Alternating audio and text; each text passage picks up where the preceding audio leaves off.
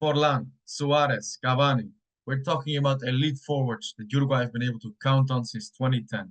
But this World Cup, none of them will play for Uruguay. So Uruguay need goals from elsewhere.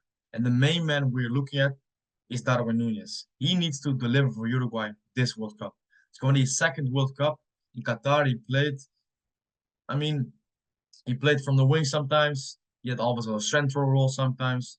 But he was young, much younger. He wasn't the main man in that team. Suarez and Cavani was still around. And he had an okay World Cup, but Uruguay struggled. Like in the group stages, obviously, we were knocked out and we were not able to deliver our best game. And he didn't either. But now, 3.5 years later, he is someone that back then we were thinking the next World Cup, he can be the man for us. He can deliver for us. Would have played for Liverpool for a few years. He would have grown, developed, got better. But unfortunately, we all know the situation right now. He's playing in Saudi, hasn't played for the last 2 or 3 months. Things at Liverpool didn't go as we would have hoped. He wasn't able to develop into the player we would have hoped he could become. Um, so that makes this situation different than what we envisioned, basically. But oh well, things like that are part of football. But Darwin is still a player that has qualities, that has the ability to deliver. Also at the World Cup, he scored goals against Argentina and Brazil in the qualifiers for Uruguay in 2023. And he obviously for Liverpool, he also had some brilliant games against Real Madrid, Man City. I mean, many more of them. We all know the inconsistency, the chances missed, and that's obviously why he is not part of that squad anymore because he wasn't able to deliver as the number nine. Um, but he's still a good player. He's still a player that on a day and when he is on form, he can be a menace and a danger to any team in world football. So that's also something that we have to keep in mind with Darwin. So let's talk about stats, mainly Darwin's stats for Uruguay. And at one point in his Uruguay career, after the 2022 World Cup, he actually was delivering or producing great stats. The first six qualifiers, this qualifying cycle, which thankfully we made it, there are only 7 spots, but regret one, so that's great. Um, he had 5 goals in 6 qualifying games, also 3 assists. He was the top scorer in South America at that point. So at that moment, Darwin was really delivering in the sky blue. Then the Copa America came around. He started off brilliantly with the goal against Panama and Bolivia. I mean, he needed some chances in that game. He also missed a few, don't get me wrong, but still, he scored goals in both games. And then he kind of struggled to find that goal against the United States and then against Colombia mainly because he had some chances in that game as well. So he wasn't able to deliver for us in these vital stages in these knockout games. But okay, it obviously can happen. It's not like Suarez and Cavani delivered in each knockout stage game or each tournament for us throughout the years. But the problem is that since that Copa America, where Uruguay finished third and were knocked out in the semifinals, Darwin has not even been able to score a goal since then. So he is without a goal for Uruguay in 800 minutes, and that's a problem, obviously.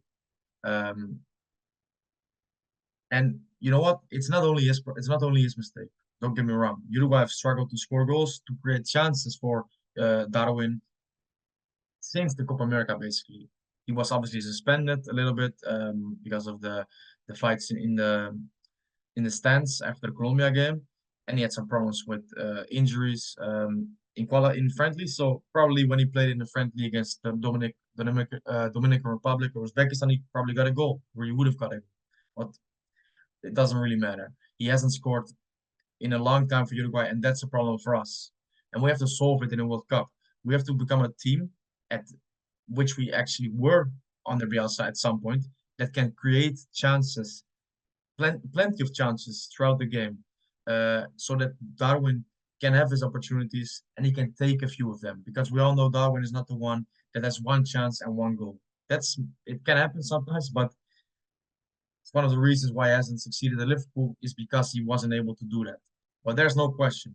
This World Cup will be career defining for Darwin Núñez. If he is able to deliver, score goals, lead Uruguay to some good results, to a deep run into the World Cup, the road back to Europe will be open again.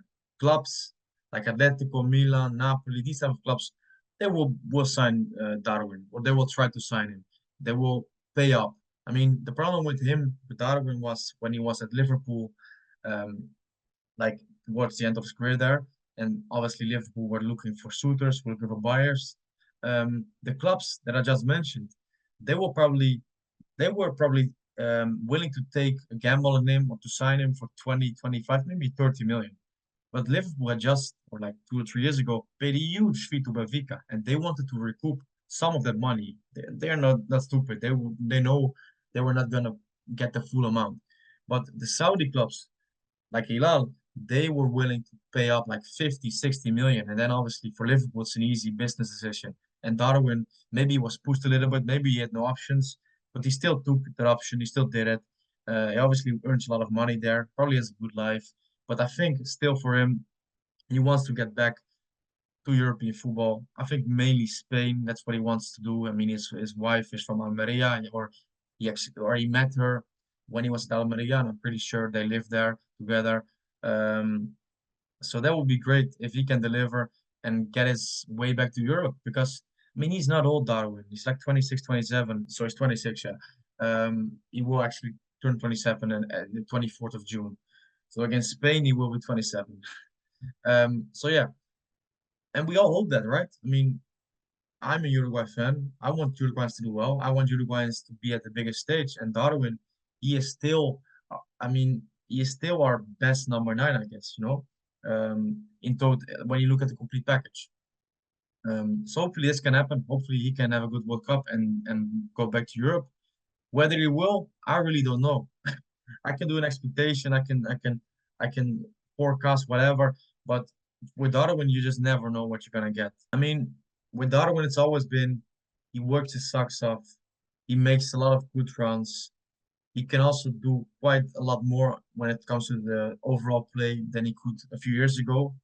But it always boils down to, can he apply the finish? Can he stay composed in these moments that you need your number nine to be composed? And certainly when it comes to huge games that we will play at the World Cup, hopefully. I mean, we obviously will play a huge game against Spain and then hopefully getting through, maybe facing Argentina. I mean, these are games that you need your number nine to take their chances, you know? You cannot have three and miss all of them. You need to have a striker that can be clinical, and hopefully Darwin will do that for us. So let me know what you expect from Darwin this World Cup. Do you think he will come good? Do you think he will disappoint? Do you actually think he should play as our number nine, or maybe a two up top, or maybe from the wing? What are your thoughts about Darwin when it comes to this World Cup? Because even though he is a player many people love, he's obviously someone who divides opinion. Because some people really like back him to the hill and back. They're like sometimes a bit irrational in their faith or confidence in Darwin. And some people obviously go entirely the other way and bash him completely. And I feel I always have been someone that's been quite objective about Darwin. When he does well, I praise him. When he doesn't, I will say it as well. And when he, for example, played for Liverpool, and this is a tweet I did in like April 2024. So this is towards the end of his second season. This was my honest take, and I remember getting kind of a lot of criticism from Uruguayans because I was kind of how do you say, not being a fan or like not supporting him. But the thing is, like, Suarez is my favorite player of all time. The reason I actually started this account or started covering Uruguay on Twitter and doing this is because of Suarez. He's someone that played for Ajax, and I'm from the Netherlands, and so I kind of got introduced to him, and I was really a fan of him. Like really loved him play. And then when I got a little bit older, I started to learn more about Uruguay as a country, as a footballing country mainly. And I fell in love with Uruguay as a footballing country, like the history, the culture, all this stuff. But Suarez was my gateway drug basically into that. But even with Suarez, when he didn't play well for Barcelona in spells in his career, I said it as well. I was objective. I could acknowledge that he wasn't playing well, that the criticism of him from Barca fans was to some extent justified. Although Barca fans, they were really toxic about Suarez as well. So then that's what I called out then. But in general, when he didn't play well, even when he didn't play well for Uruguay, I was able to say it, or because I am even though I'm a fan, I can be objective as well. And that's the same for Darwin with me and every Uruguayan player. I can always be objective, even though I like them, even though I'm a fan of them. And Darwin is someone that when he does well, like I said, I will praise him. But when the situation is as it is, we should call it out. And this is a tweet I did like April 2024, kind of saying it how I felt and that he improved, but he still is a player that is not consistent. I mean, he really regressed in the second half of that season, didn't score anymore, basically missed loads of chances. And the thing with Darwin is that at this moment in time in his career, and I think it always will be like that. He's a player that will do well sometimes, score some nice goals, and then he will have a spell of like a month or 2 months where he really doesn't score, misses loads of chances. And that's obviously not good enough to be an elite striker. But it doesn't mean that he cannot deliver for Uruguay this World Cup. I really believe he can. So let's hope he can. And I said I really believe it. I don't know. I don't know if he can in the sense that I hope he can. I guess that's the way I should put it. I hope he really can do that because that will be great for us all. So yeah, please like the video, subscribe to the channel. Hope you like the videos. Maybe I have to get a mic. Maybe it's better because I'm just starting it out. Just want to try it out. Just excited for the World Cup. That's all. That's what it boils down to. So yeah, I guess I'll see you soon. We'll probably do some live streams during the World Cup. Hopefully you will tune in. And hopefully we will actually experience Uruguay, have some good games to the World Cup, unlike last time around. But let's see. Bye bye.